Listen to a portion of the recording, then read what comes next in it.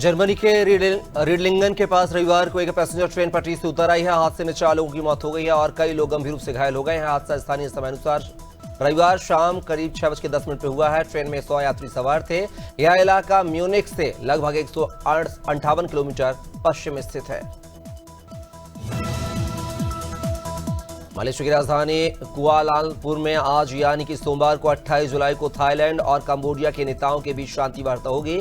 दोनों देशों के बीच सीमा विवाद के चलते बीते दिनों में भारी गोलाबारी हुई है। इस बैठक में थाईलैंड की तरफ से कार्यवाहक प्रधानमंत्री हुमथम बेचायाचाई और कंबोडिया की तरफ से प्रधानमंत्री हुन मानेट हिस्सा लेंगे। इजरायल ने हमास के खिलाफ जंग के बाद रविवार को पहली बार गाजा में मानवीय सहायता पहुंचाई है। इजरायली सेना ने आईडीएफ ने आटा, चीनी, दवाई और डिब्बा बंद खाना गाजा में हवाई मार्ग से पहुंचाया है। यह कदम अंतर्राष्ट्रीय संगठनों के साथ मिलकर उठाया गया है।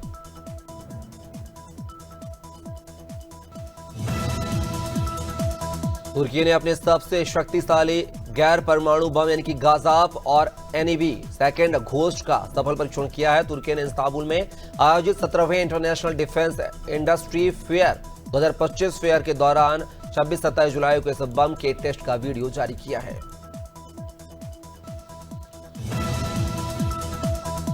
पाकिस्तान ने अमेरिका के सेंट्रल कमांड प्रमुख जनरल माइकल कुरिल्ला को देश के सबसे बड़े सैन्य सम्मान निशान इम्तियाज से नवाजा है। यह सम्मान इस्लामाबाद में राष्ट्रपति भवन में आयोजित एक समारोह में राष्ट्रपति आसिफ अली जरदारी ने दिया।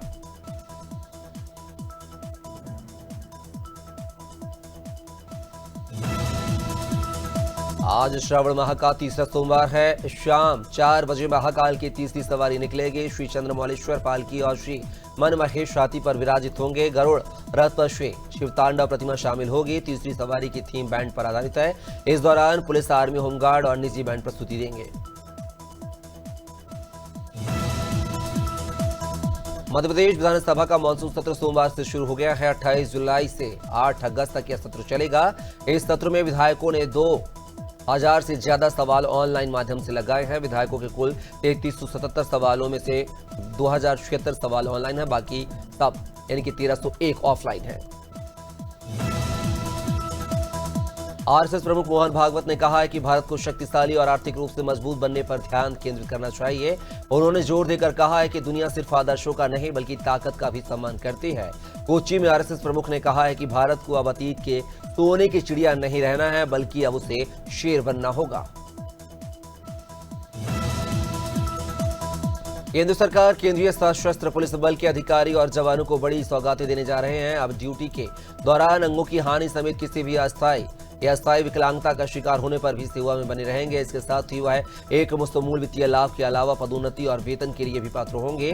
गृह सचिव गोविंद मोहन ने इसकी घोषणा की है।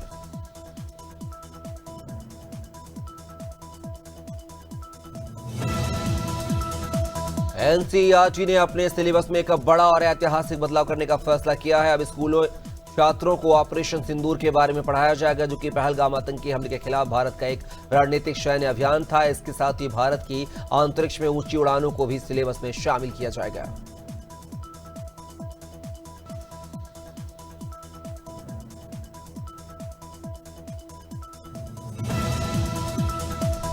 बाजपुर की सुल्तानपुर पट्टी में हरियाली तीज का पर्व भक्ति और परंपरा के संग मनाया गया है। महिला विकास समिति और दुर्गा वाहिनी समिति की महिलाओं ने मनोकामना शिव मंदिर में आयोजन किया है।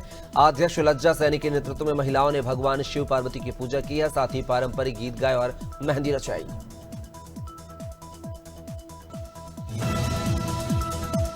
बांदा में समाजवादी पार्टी एक बार फिर विवादों में घिर गई है। जिला अध्यक्ष डॉक्टर मधुसूदन कुशवाहा का एक विवादित ऑडियो सोशल मीडिया पर तेजी से वायरल हो रहा है, जिसमें वे कार्यकर्ताओं से अभद्र भाषा में बात करते सुने जा रहे हैं। ऑडियो में उन्होंने कहा है कि सिर्फ जिला अध्यक्षों की वैल्यू होती है, जिससे पार्टी में आक्रोश है।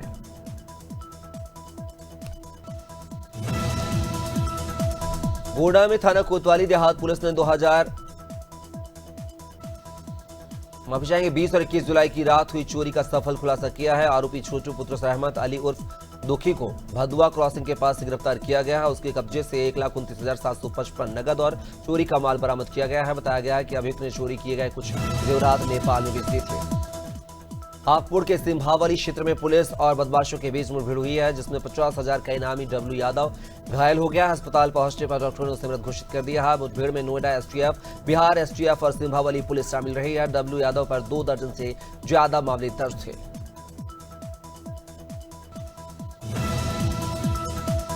प्रेमनगर थाना क्षेत्र में 7 महीने से फरार चल रहे हत्या आरोपी अरुण अहिरवार को झांसी पुलिस ने दबोच लिया है। दिसंबर 2024 में 70 वर्षीय दयाराम अहिरवार की चाकू से गोदकर हत्या की थी। 2 आरोपी पहले ही पकड़े जा चुके हैं। पुलिस ने अरुण पर 20,000 रुपए का नाम घोषित किया था। मुखबिर की सूचना पर उसे गिरफ्तार कर जेल भेज दिया गया है।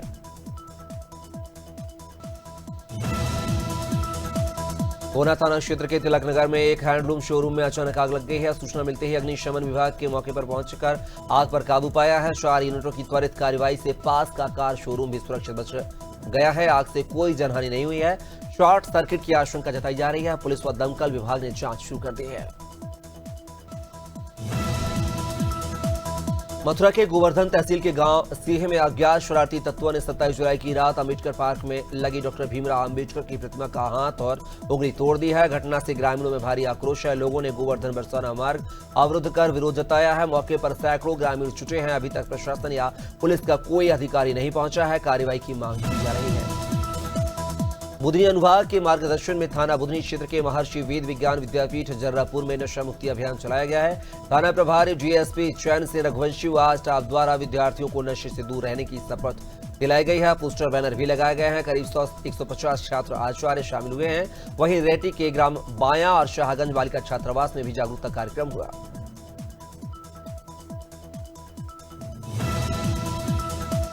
कौशांबी के पिपरी थाना अध्यक्ष को मुखबिर से सूचना मिली कि 25 जुलाई को हुई हत्या के आरोपी रूपेश सिंह जनपद की सीमा पार करने की कोशिश कर रहा है। पुलिस ने घेराबंदी की तो आरोपी ने फायरिंग की है। पुलिस ने जवाबी कार्रवाई में उसके पैर में गोली मारी है, जिस पर 25,000 का इनाम था। वह मौके से 315 बोर तमंचा, कारतूस और 720 रुपए नगद बरामद हुए हैं। पुलिस ने जांच जारी की है।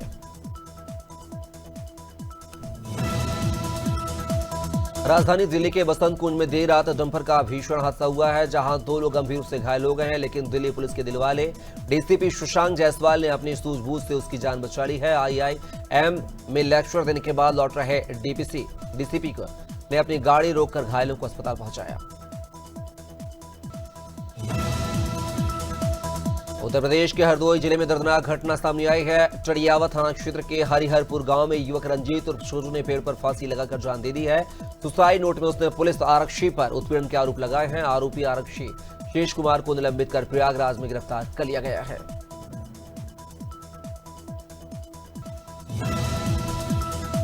कुशीनगर की पडरौना कोतवाली पुलिस ने धर्मांतरण गैंग का खुलासा किया है। साथ ही पुलिस ने गैंग की 2 महिलाओं समेत 8 आरोपियों को गिरफ्तार किया है। इस गैंग की महिलाएं हिंदू लड़कियों को ब्रेन वॉश करती थीं और आरोपियों के पास से एक हिंदू युवती को सकुशल बरामद किया गया है। बता दें कि गिरोह ने लड़की का धर्म परिवर्तन करवाकर मुस्लिम नाम रखा था। सिद्धार्थनगर जिले में ईसाई मिशनरियों पर हिंदू धर्म के लोगों को बहला फुसलाकर धर्मांतरण कराने का गंभीर आरोप लगा है। मामला भवानीगंज थाना क्षेत्र के केवचली नानकर गांव का है, जहां एक ईसाई प्रार्थना सभा का वीडियो सोशल मीडिया पर वायरल हो रहा है। फिलहाल पुलिस ने 1 दर्जन लोगों को हिरासत में ले लिया है और आगे की जांच जारी है। टीकमगढ़ जिले के पलेरा विकासखंड का ग्राम जेवर आज भी बुनियादी सुविधाओं से वंचित है। हैरानी की बात तो यह है कि यह गांव पूर्व मंत्री और विधायक अखंड प्रताप सिंह यादव का गृहग्राम है, लेकिन यहां विकास की तस्वीर बिल्कुल विपरीत है। गांव में सड़क तक नहीं है। हालात तो ऐसे हैं कि मरीज को चारपाई पर 1 किलोमीटर दूर मुख्य सड़क तक लाना पड़ता है। बटियागढ़ में 7.95 करोड़ की लागत से बने संयुक्त तहसील भवन का लोकार्पण और पिपरोधा में 46 लाख की लागत से आयुष चिकित्सालय का भूमि पूजन राज्य मंत्री लखन पटेल और सांसद राहुल सिंह लोधी ने किया है। राज्य मंत्री लखन पटेल ने इसे क्षेत्र के विकास में मील का पत्थर बताया है। बता दें कि 5.47 करोड़ से जनपद कार्यालय बनेगा। और तो वहीं हरदोई के जिलाधिकारी अनुनय झा और पुलिस अधीक्षक नीरज कुमार जादव ने सोमवार को राजघाट का निरीक्षण करने के बाद बिलग्राम क्षेत्र के श्री बाबा मंशनाथ मंदिर में पूजा अर्चना की है। अधिकारियों ने श्रद्धालुओं से संवाद कर मंदिर परिसर की व्यवस्थाओं का जायजा लिया और साफ सफाई व सुरक्षा को लेकर निर्देश भी दिए हैं।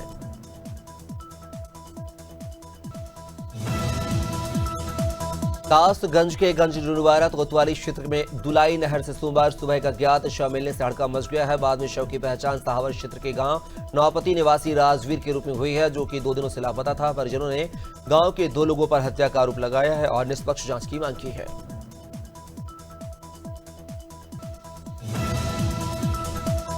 रायपुर के गोल बाजार थाना क्षेत्र में नशे में धुत युवकों ने शहर की सड़कों पर कार की छत खोलकर सिगरेट पीते हुए जमकर हंगामा किया है। राहगीरों ने रोकने की कोशिश की तो युवक पुलिस के सामने ही भिड़ गए। पुलिस ने वाहन जब्त कर सभी को हिरासत में लिया है। थाने में भी हंगामा जारी रहा।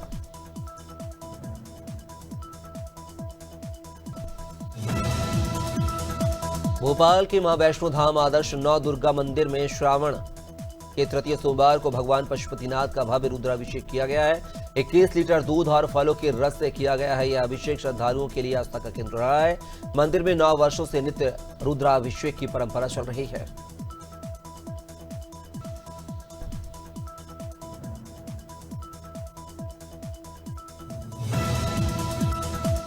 भोपाल पुलिस का एक और कारनामा सामने आया है। पुलिस की वजह से एक बेकसूर को 365 दिन सलाखों के पीछे रहना पड़ा है। अदालत ने अपने फैसले में युवक को बेकसूर बताते हुए उसे जेल से रिहा करने के आदेश दिए हैं। आपको बता दें कि एक युवक रास्ते से जा रहा था, तभी एक महिला ने उसको अपनी बीमारी बताई। उस व्यक्ति का इतना कसूर था कि उसने महिला को अस्पताल में भर्ती कराया और ऑफिस चला गया। इसके बाद महिला की मौत हो गई।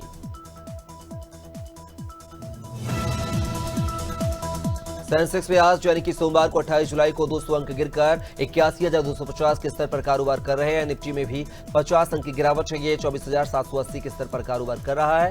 सेंसेक्स के 30 शेयरों में से 16 में गिरावट और 14 में तेजी है। कोटक बैंक का शेयर 5.5% गिरा है, तो निफ्टी के 50 शेयरों में से 25 में गिरावट और 25 में तेजी है। टाटा ग्रुप की कंपनी टाटा कंसल्टेंसी सर्विस छटनी करने का प्लान बना रही है। कंपनी अगले साल अपनी टोटल वर्कफोर्स में से 2% यानी कि 12,000 से ज्यादा कर्मचारियों को नौकरी से निकाल देगी। कंपनी का यह कदम उन सभी देशों और डोमेन के कर्मचारियों को प्रभावित करेगा जहां टीसीएस ऑपरेशनल है। यह छटनी वित्त वर्ष 2026 यानी कि अप्रैल 2025 से मार्च 2026 के बीच होगी। एलन मस्क की टेस्ला के बाद अब वियतनाम के इलेक्ट्रिक मेकर विनफास्ट ने भारत में अपना पहला शोरूम गुजरात के सूरत में ओपन किया है। रविवार को 3,000 स्क्वायर फीट के इस शोरूम को इनॉग्रेशन किया गया है। यह शोरूम भारत में इलेक्ट्रिक व्हीकल यानी कि ईवी मार्केट में अपनी प्रेजेंस बनाने की दिशा में विनफास्ट का एक बड़ा कदम है। प्रवर्तन निदेशालय के अनिल अंबानी के रिलायंस ग्रुप से जुड़े 35 से ज्यादा जगहों पर छापेमारी रविवार को पूरी हो गई है। ये कार्रवाई 24 जुलाई को शुरू हुई थी, जो कि 3 दिन तक चली है। रेड में करीब 50 कंपनियां शामिल हैं। 25 से ज्यादा लोगों ने भी पूछताछ की है। मीडिया रिपोर्ट्स के मुताबिक यश बैंक से लिए गए 3,000 करोड़ रुपए के लोन धोखाधड़ी मामले में शेयर बाजार में 28 जुलाई से शुरू होने वाले कारोबारी हफ्ते के टोटल 14 पब्लिक इश्यू यानी कि आईपीओ ओपन होंगे। इनमें से 5 आईपीओ मैन बोर्ड सेगमेंट के हैं। इसके अलावा 12 कंपनियों का शेयर मार्केट में लिस्टिंग होगी। यह 14 कंपनियां आईपीओ से 73,000 करोड़ रुपए जुटाएंगी। साथ ही मैन बोर्ड सेगमेंट की 5 कंपनियां 7,008 करोड़ रुपए जुटाने का प्लान है। मैनचेस्टर टेस्ट में रविवार को रिकॉर्ड्स का दिन शुभमन गिल और रविंद्र जडेजा के नाम रहा है। गिल इंग्लैंड के खिलाफ एक टेस्ट सीरीज में सबसे ज्यादा रन बनाने वाले भारतीय बैट्समैन बने हैं। वे डेब्यू टेस्ट सीरीज में 4 शतक लगाने वाले पहले कप्तान भी बने हैं।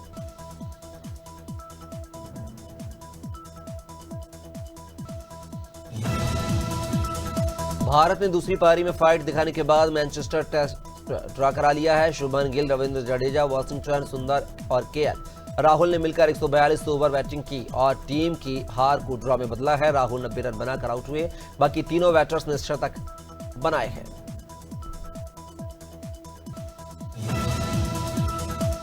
भारतीय विकेटकीपर बल्लेबाज ऋषभ पंत इंग्लैंड के खिलाफ चल रहे टेस्ट सीरीज के 5वें मुकाबले में चोट के कारण बाहर हो गए। उनकी जगह विकेटकीपर नारायण जगदीशन को 5वें टेस्ट के लिए भारतीय टीम में शामिल किया गया है। भारतीय क्रिकेट कंट्रोल बोर्ड ने मैनचेस्टर टेस्ट के बाद इसकी घोषणा की है।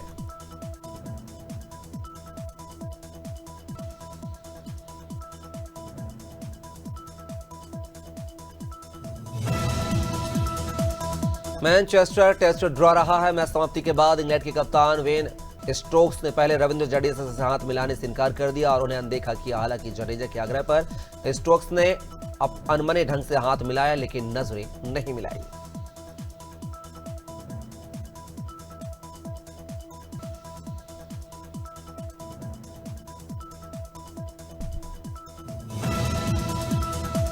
बुल्गारिया में होने वाली महिला अंडर 20 विश्व कुश्ती चैंपियनशिप के लिए भारतीय टीम का ऐलान कर दिया गया है। इसके लिए दिल्ली के इंदिरा गांधी स्टेडियम में ट्रायल आयोजित किया गया था, जिसमें देश भर से 42 महिला पहलवानों ने हिस्सा लिया था। चयनित 10 सदस्यीय टीम में से 7 महिला पहलवान हरियाणा से हैं, जबकि 3 दिल्ली से हैं।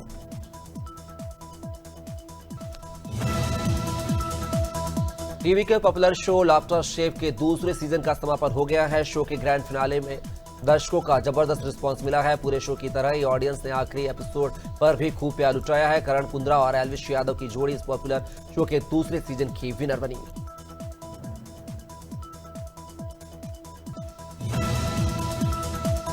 भारत और पंजाबी फिल्म इंडस्ट्री को लेकर विवादित बयान देने वाले पाकिस्तानी कॉमेडियन एक्टर इफ्तिखार ठाकुर को बड़ा झटका लगा है। पिछले 3 पार्ट्स में सुपरहिट साबित हुई फिल्म चल मेरा पुत के चौथे पार्ट में उनके रोल पर कैच चला दी गई है। इफ्तिखार ठाकुर को रोल में तवज्जो नहीं दी गई है। एक्टर अरविंद कुमार से और उनकी पत्नी रुचिरा सिंह 24 जुलाई को माता पिता बने हैं। दोनों ने 27 जुलाई को सोशल मीडिया पोस्ट के जरिए बेटे के जन्म की जानकारी शेयर की है। विनीत के इस पोस्ट पर कई सेलिब्रिटीज ने बधाइयां दी हैं। एक्टर विक्रांत मैसी ने कमेंट किया है कि बहुत बहुत बधाई भाई साहब।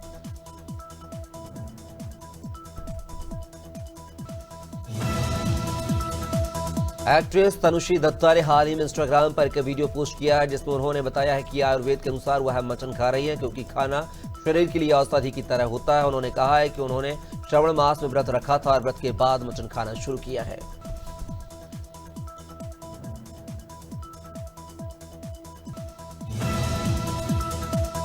बॉलीवुड एक्टर सुनील शेट्टी के बेटे आहान शेट्टी आज गोल्डन टेम्पल माथा टेकने पहुंचे हैं। आहान वादा 2 फिल्म की शूटिंग के लिए अमृतसर आए थे और आज शूटिंग खत्म होने पर उन्होंने गुरुद्वारा में माथा टेका है। गुरु घर में नतमस्तक होने के बाद मीडिया से बात करते हुए आहान शेट्टी ने कहा है कि इस स्थान का सुकून सबसे अलग है।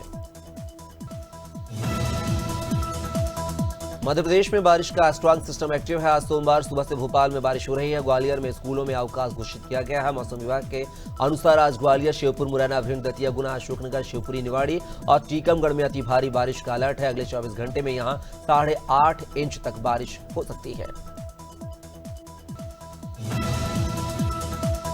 छत्तीसगढ़ के रायगढ़ जिले में पिछले 3 दिनों से अच्छी बारिश हुई है, जिससे कैलो डैम का पानी लबालब हो गया है। इस वजह से डैम के 4 गेट खोल दिए गए हैं। वहीं शनिवार को 26 जुलाई को 1 गेट बंद कर दिया गया है और रविवार को 3 गेट खुला रखा गया है।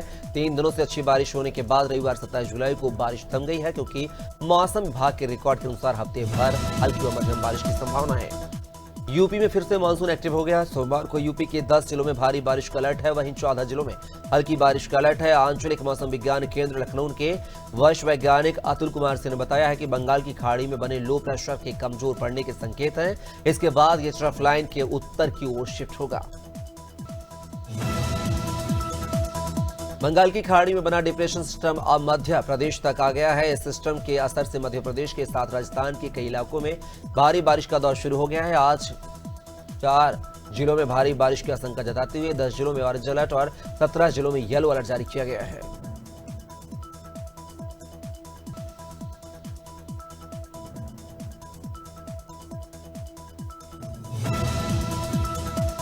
हिमाचल प्रदेश के बिलासपुर जिला में सतलुज नदी पर बने पोल डैम से आज सुबह 6:30 बजे फिर यानी कि पानी छोड़ा गया है।